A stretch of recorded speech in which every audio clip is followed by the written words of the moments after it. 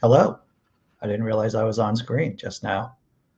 Usually, I, well, you know what goes on. Today, we're ripping up the script. We're ripping it up. Before getting into our first story about Lauren Boebert, I want to talk to you about cancel culture. Only for 2 seconds, because I'm sure that you're here. If you're new, then you're here specifically for Lauren Boebert, mouthing the words of idiots. But I want to talk about cancel culture, and I want to talk about Mark Maron and his podcast and an episode titled Canceled Comedy, episode 1278.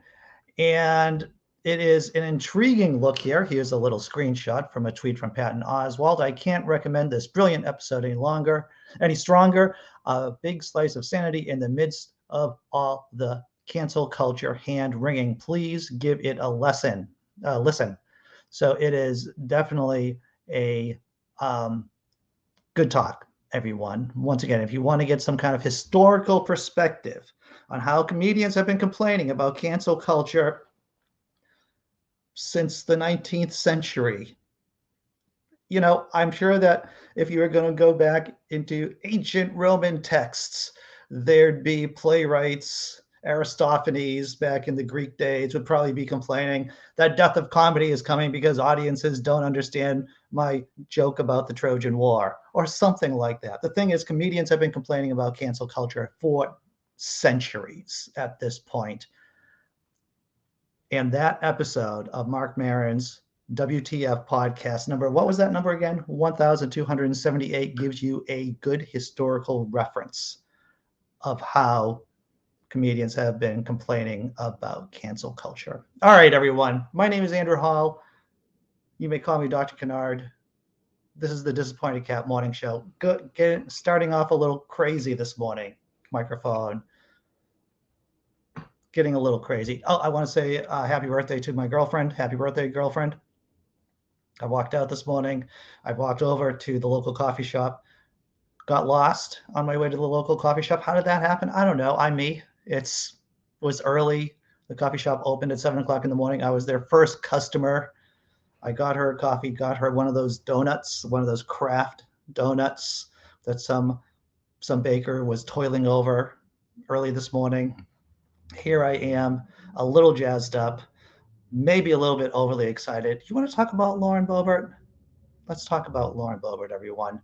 Oh, what kind of crazy things she's saying. Links to the stories in the description below. GOP lawmaker falsely claims the Democratic Party fails to recognize her God.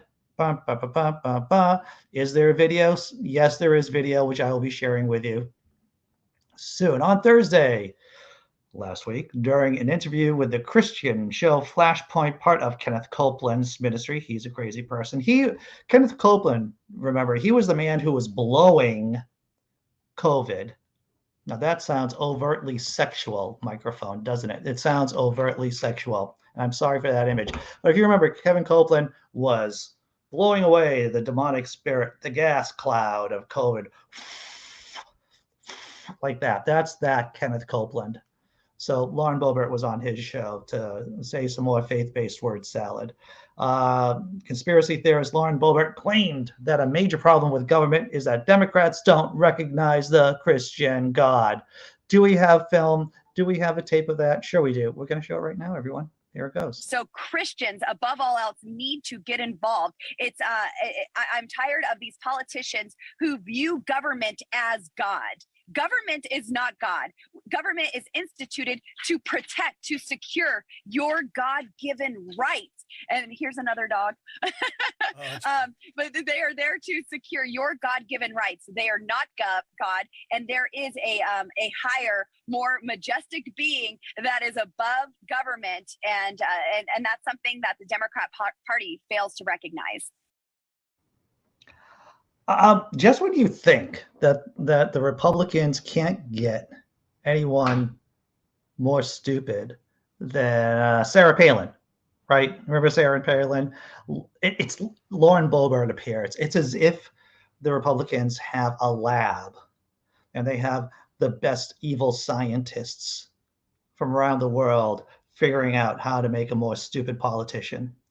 And if there was a Nobel Award for idiocy, I would have to give it to those scientists for creating a Lauren Boebert. All right, there's more to this story too, everyone. This is from Heathen, of course, the friendly atheist. So here are the facts. In the current Congress, roughly 78% of Democrats are some flavor of Christian. Another 12% are Jewish. 6% don't publicly list any faith label. A few others belong to other religions, and only two are openly unaffiliated with organized religion. In short, virtually every Democrat Bobert works with believes in God, especially the one she belongs to, believes in, or she says she believes in. So it's as if Lauren Bobert is taking a page from the crappy Republican playbook that says you gotta straw man your political opposition and dehumanize them and demonize them. No big surprise. Let's go on. More to this story. This idea that Democrats are non-religious is just plain false. Bobert doesn't care, though. This is Heathen reflecting on this, because her goal is really to imply that Democrats are immoral traitors. The people who listen to her unironically and the media hacks who parrot her claims uncritically are the only ones dumb enough to fall for it. More importantly, Bobert isn't saying all of this out of a sense of patriotism. She's a Christian nationalist. And what's another word for Christian nationalist? It starts with an F and ends with an ashist. Is it fascist? It's a fascist. Christian nationalist is just another term for fascist, a particular type of fascist. Let's see. She is a Christian nationalist who wants to use the government to force her conservative Christian beliefs upon everybody. She's not interested in small government. Well, we've seen that a number of times. Or privacy. We've seen that a gaggle of times. Or a number of other Republican lies. She wants the government to interfere with women's medical decisions. We know what that means. She just wants to fuck with other women. That's wrong. I don't mean to imply that. Let's continue. She wants Christian privilege to override civil rights and social justice. She doesn't want to help the poor or working parents or invest in the future because she believes that churches should handle all of that, or Jesus will come to rapture away the true believers before long. Whatever the case, none of her beliefs have any place in politics. At least they wouldn't in a more sane society. But if we know nothing else about American society, the society of the United States of America, is that this is the Thunderdome. This is Thunderdome of crazy right here. This is the Thunderdome of whether or not, 2 in, 1 out. That's what the political scene is like. We're either going to, and I'll say it before, I've said it before and I'll say it again. We're either going to become Norway or we're going to become Arkansas. We're either going to become Denmark or we're going to become Louisiana, Mississippi. That, because we are in a divided house and we know something about divided houses, they just can't stand, right? All right, going to check out the chat, see how everyone's doing. Oh, my fictitious God, or my frictitious God, which is a combination of freaking and fictitious. Checking out the chats. It's already 9 minutes into the show. Crazy. I hope everyone's doing well. Did you see my newest post this morning? It's about Archbishop Timothy Dolan advocating lead water, fighting against Joe Biden's infrastructure plan. What's up, Tobin Templeman? Glad that you're here this morning. Can you get a glass of water, leaded or unleaded? That's right, Tesla Ranger. Good morning. Good morning, Dee Parks. Glad to see that you're here. Boebert speaks in tongues. Yes, maybe she should just try to speak reasonably. But the thing is about Republicans, right? And the thing about evangelicals is that they cannot speak reasonably because they don't have any policy positions to be reasonable about, right? That's why there's so much into the culture wars. If they were going to stick to the topics, the real topics, economic topics, in terms of what are the political issues facing this country, they don't have anything to stand on. That's why they go to these culture war issues or non-issues. What's up, Simply Secular Dave, Jess M? Jessi M, I am doing okay this morning. Jessi M. It's been a busy morning. It's been a busy morning for me. Good morning, imaginary God. Let's see. Didn't silence my phone. Rookie mistake, everyone. Cryptameria. Happy birthday to the girlfriend. Indeed. She is working today, too. We are going out to eat later on tonight. Release the hounds, release the demons. How you doing, John Hudson? All the GOP is like Palin now. Yes, this is true. The Sarah Palin wing of the party, the Donald Trump part of the party, is the party for all intents and purposes. Let's see. Did I get everyone? I think I got everyone. All right. Halftime tummy rub show. It's a little early for the halftime tummy rub show, but let's take a breather before we go into the next story, everyone.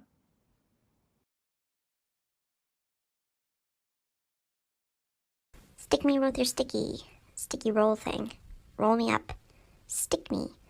Crush me and mush me with the sticky roll. I love this stinking thing.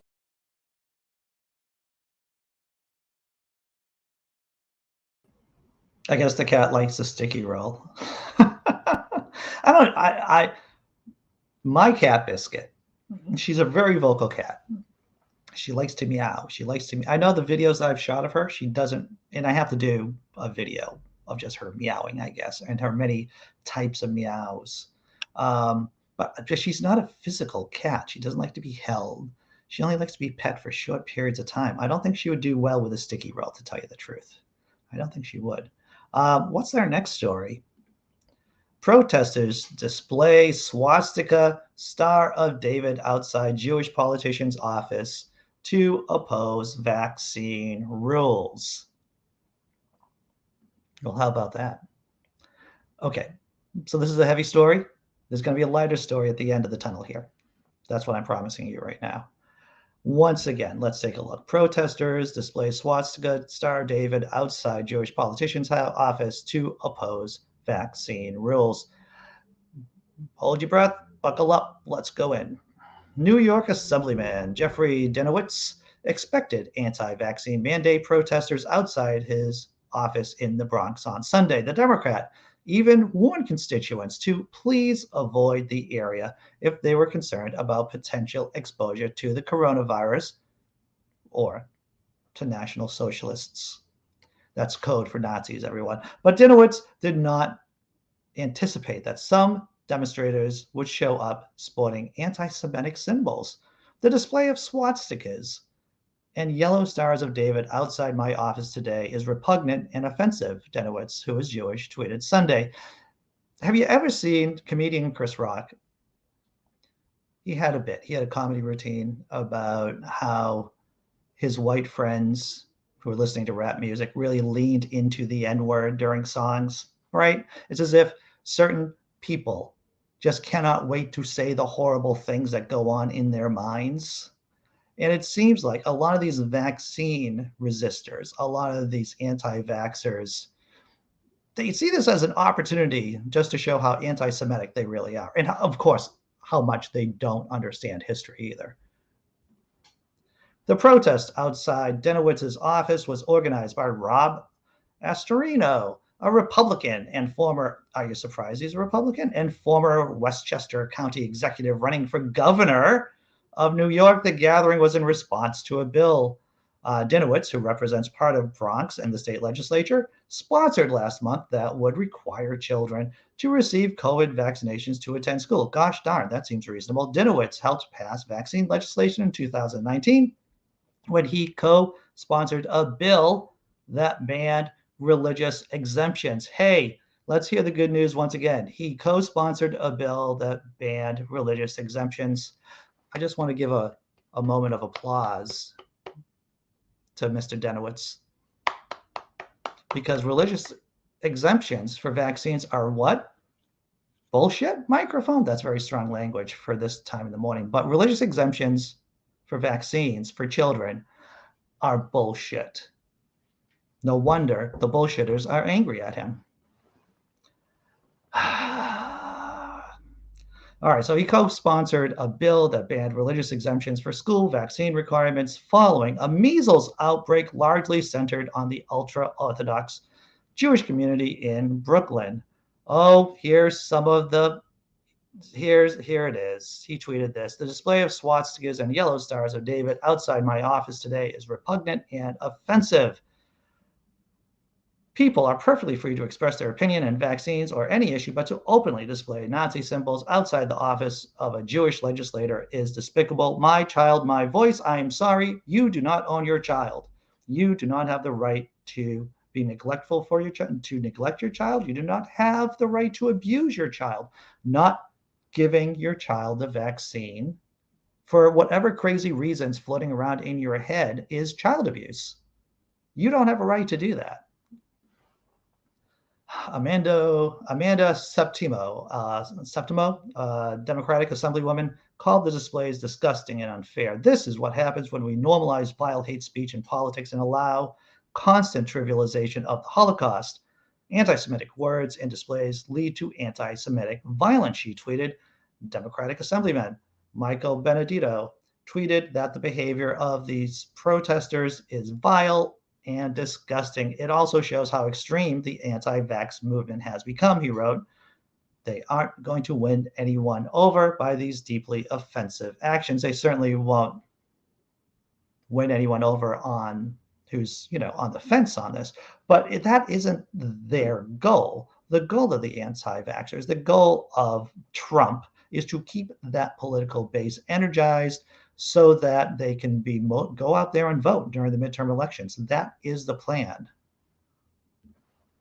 Newly elected New York Mayor Eric Adams, another Democrat, also spoke out about the incident. Displaying Nazi symbolism anywhere at any time is unacceptable, he tweeted, adding that he stands with Denowitz, the Jewish community, and decent people across the city in condemning this anti-Semitism.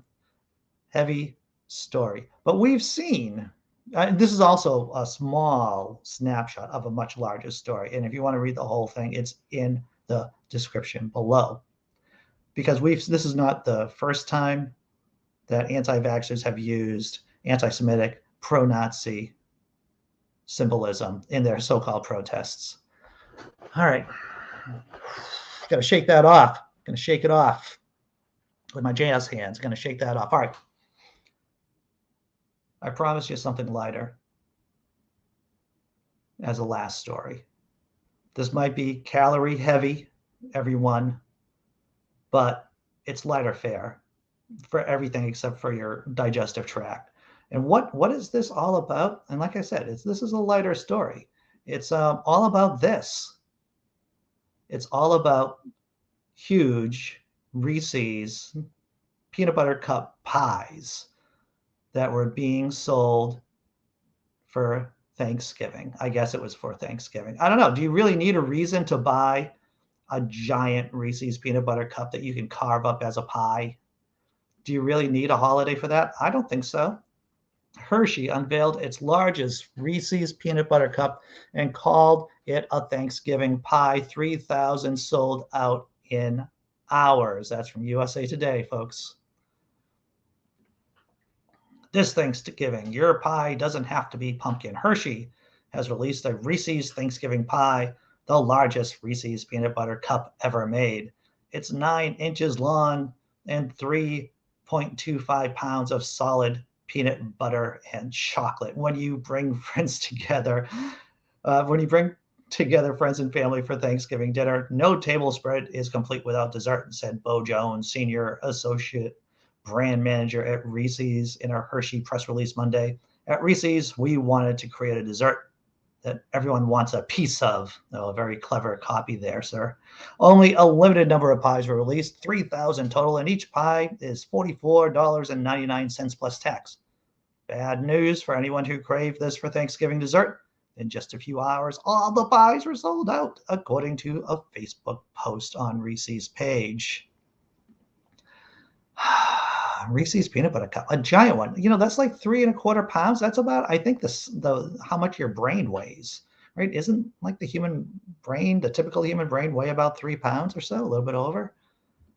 Checking out the chat.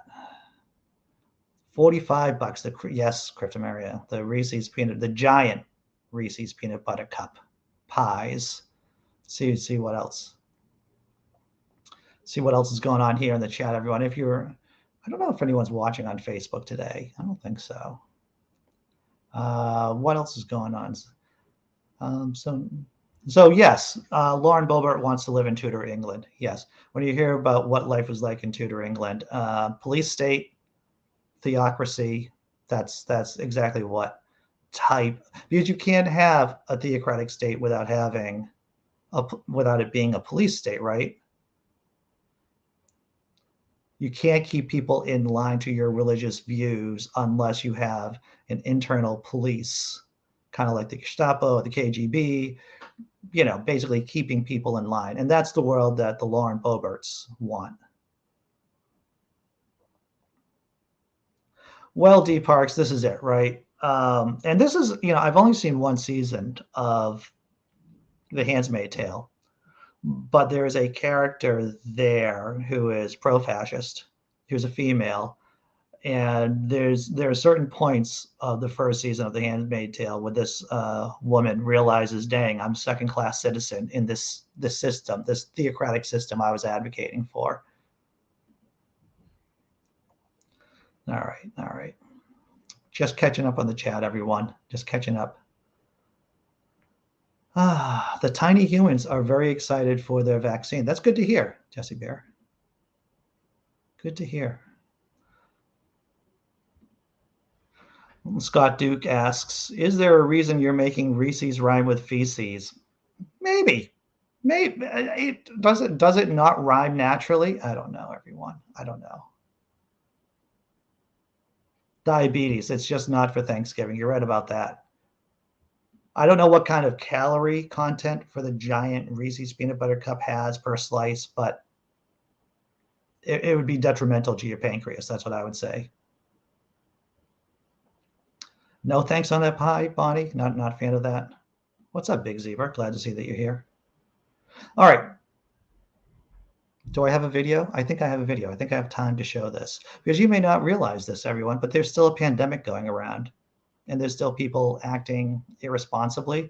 We got some news from Anthony Fauci, and I'm going to share that with you as I awkwardly hit buttons.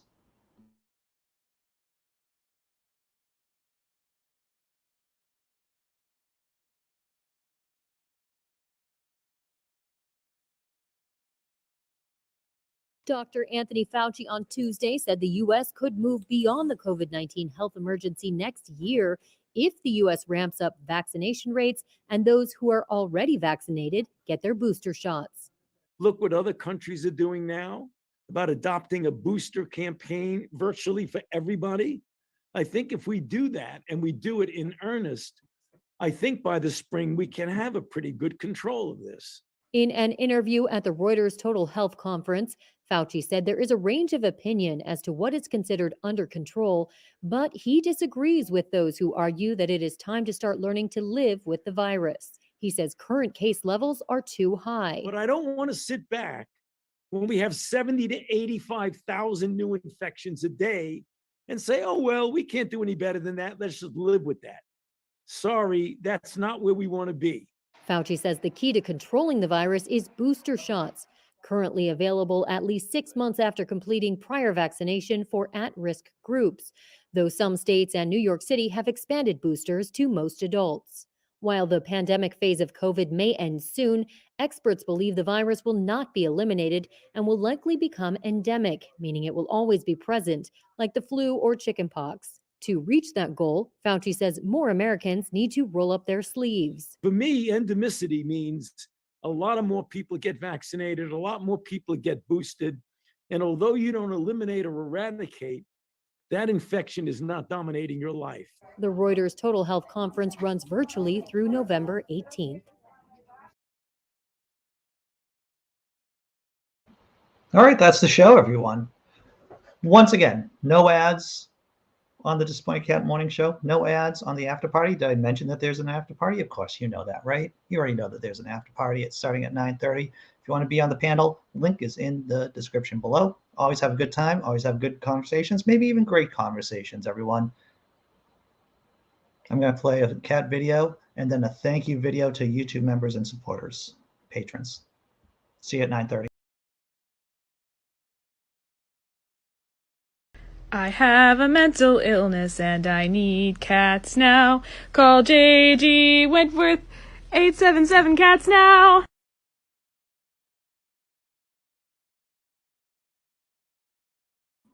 Did you smile?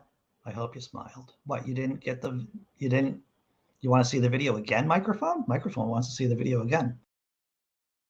I have a mental illness and I need cats now. Call J.G. Wentworth, 877 cats now.